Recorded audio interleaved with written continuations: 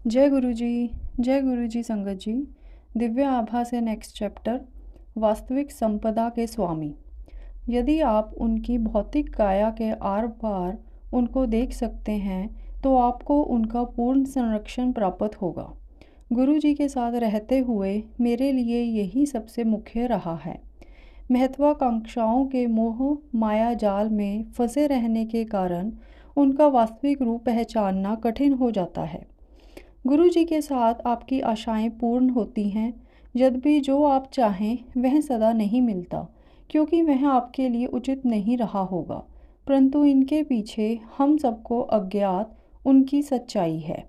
इस मोह माया की अजय दीवार पर चढ़कर ही आप उनकी उस संपदा का सौंदर्य देख सकते हैं, किंतु यह इतना सहज नहीं है जितना आप सोच रहे होंगे। निश्चित रूप से वह आपको परखेंगे। यदि मैं उनके शब्दों का भावार्थ करूं, तो वह आपको नींबू की भांति निचोड़ देंगे और वृक्ष की भांति जोर जोर से हिला देंगे। मेरे पूर्व कर्मों और संस्कारों के कारण दिव्य आत्मा ने मुझे अपने पास आने दिया। मेरे लिए गुरु जी का वर्णन करना अत्यंत कठिन है। मन भाव विभोर हो जाता है। यदि गणेश उनका वर्णन नहीं कर पाए तो मैं कौन होता हूँ।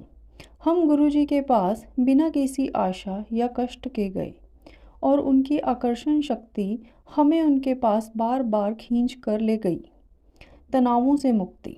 मैं सेवकों के लिए नाश्ता लेकर मंदिर जाता था।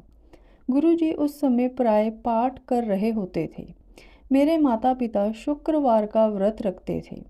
इसका अर्थ था कि खट्टा खाना तो दूर की बात थी, हमारे लिए उसको छूना भी निषेध था। उस दिन शुक्रवार था और मेरी माँ ने ऐसा कुछ भी करने से मना किया था।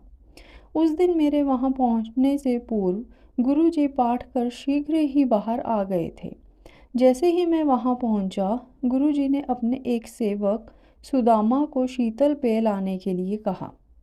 मैं गुरु जी का दिया हुआ वह पेय उनका प्रसाद समझकर पीकर अति प्रसन्न हुआ और घर लौट आया।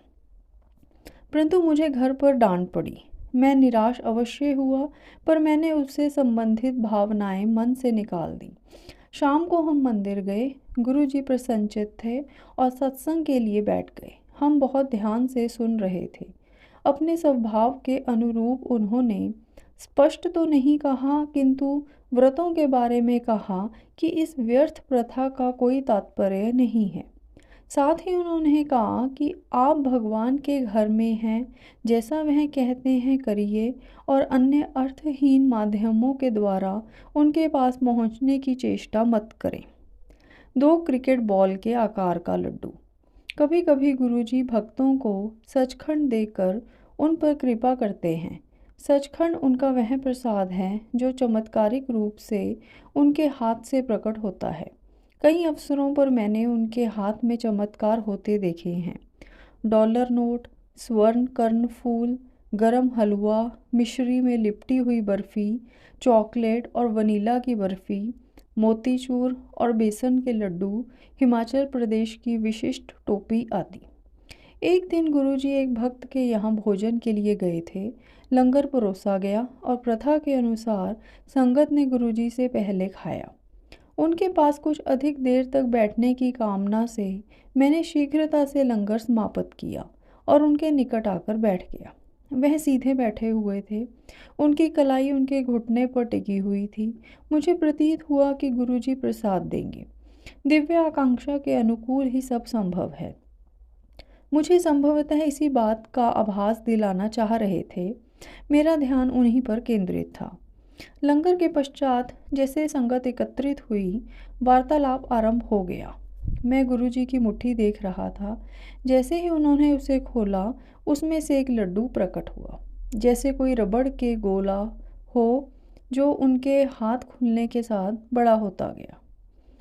पहले तो कुछ भी असामान्य नहीं लगा, फिर सब कुछ समझ में आया। जैसे जैसे मुट्ठी खुल रही थी, उसका आकार भी बढ़ रहा था। मेरे पिता सेना में सेवारत थे और जालंधर से उनका स्थानांतरण हो गया था। हम सामान बंद कर रहे थे। लकड़ी के बक्से, लोहे के बक्से, बोरियां आदि उन पर नंबर लगाने का कार्य शेष था और वह सब चारों ओर बिखरे हुए थे। शाम को गुरुजी घर आए थे। उनके प्रवेश करते ही बिजली जाने से अंधेरा हो गया। वह बोले, एमरजेंसी लाइट 13 नंबर बक्से विच है। गुरुजी स्वभावतः ऐसे बोलते हैं कि लगता नहीं कि उसमें कुछ विशेष है जब तक आप उस पर विचार नहीं करें। सामान पर नंबर भी नहीं लगे थे। कोई एक सप्ताह में जब पूरा सामान बंद गया और सहायक उन पर नंबर लगा रहा था तो मुझे गुरुजी वाली घटना याद आई। ताजे लगे हुए 13 नंबर के बक्से को मैंने खोला और उसमें सामने ही इमरजेंसी लाइट रखी हुई दिखाई दे रही थी। गुरुजी को हमारे भूत, वर्तमान और भविष्य सबका ज्ञान है। उनसे कुछ भी छिपाने का प्रयत्न ना करें। परम पिता परमात्मा। मेरी माँ को ज्वर था। पूरे दिन मेरे पिता और मैं उनके मस्तक पर बर्फ लगाते रहे थे, किंतु लाभ नहीं हो रहा था। औषधियाँ भी असफल रही थीं और तापमान नीचे नहीं आ रहा था। अचानक गुरुजी का फ़ोन आया कि शीघ्र ही वे संगत के साथ पहुँच रहे हैं। वह कुछ लोगों के साथ आए और सीधा माँ के कमरे में जाकर बोले, चल आंटी, कुछ नहीं होए आए, और उनका हाथ पकड़कर अतिथि कक्ष में ले आए। मैं उनके चरणों में बैठकर उनके पैर दबाने लगा। 5 मिनट के पश्चात माँ का तापमान सामान्य हो गया, पर उनका बढ़ गया। स्पष्ट है कि वह हमारे कष्ट अपने पर अंतरित कर लेते हैं। क्या इस संसार में और कोई ऐसा कर सकता है? हमारे प्रारब्ध कर्म इस जीवन में हमारे सुख दुख का निर्णय करते हैं, किंतु कोई हमारे दुख अपने ऊपर अंतरित कर ले वह ईश्वर ही हो सकता है। यह सत्संग लिखा गया है नितिन जोशी, गुड़गांव से। जय गुरु जी। शुक्राना गुरु जी। जय गुरु जी। जय गुरु जी। संगत जी, दिव्य आभा से नेक्स्ट चैप्टर, आशीर्वाद जीवन के हर पल। 1995 में स्वीडन में 13 वर्ष रहने के बाद स्वदेश वापस लौटने पर मेरी गुरुजी के यहाँ की यात्रा आरंभ हुई। उस समय से गुरुजी के हर दर्शन का अवसर आशीष से परिपूर्ण है। एक यादगार घटना। जब मैंने गुरुजी के यहाँ जाना आरंभ किया, मैं शांति और स्थिरता खोज रही थी। मैंने सुना था कि गुरुजी ने कैंसर, हृदय रोगियों और अन्य असाध्य रोगों से अपने भक्तों को मुक्त किया हुआ था। एक अवसर पर मेरे साथ एक अनोखी घटना हुई। बचपन से मुझे विसर्प रोग रहा है। कोई औषधि सफल नहीं हुई थी। चिकित्सक हर बार जब वह होता था कार्टिजोन दे दिया करते थे। मेरे हाथ खुरदरे हो गए थे। एक बार गुरुजी की संगत में बैठे हुए मैं सोच रही थी कि मेरे हाथ तो इतने कर्कश हैं, यदि गुरुजी ने कभी मुझे अपने कमल चरण दबाने को कहा तो मैं क्या करूँगी। कुछ सप्ताह में मुझे आभास हुआ कि मेरा शरीर और मेरे हाथ साफ हो गए हैं और शीघ्र ही मेरा उपचार हो चुका था। फिर एक दिन गुरुजी ने मेरे बड़े भाई, जो कश्मीर में सेना में सेवारत हैं, उनको आने को कहा। मेरे भाई गुरुजी को कभी नहीं मिले थे। अगली बार जब वह दिल्ली आए, गुरुजी ने उन्हें आशीर्वाद दिया। उसी महीने वह वापस कश्मीर चले गए और उनकी बाह में एक आतंकवादी की गोली लगी। गुरु कृपा से वह बच गए थे। एक बार गुरुजी ने मुझे अपना एक चित्र देकर उसे शयन कक्ष में रखने के लिए कहा। बचपन से मेरे कमरे में शिव का चित्र रहा है।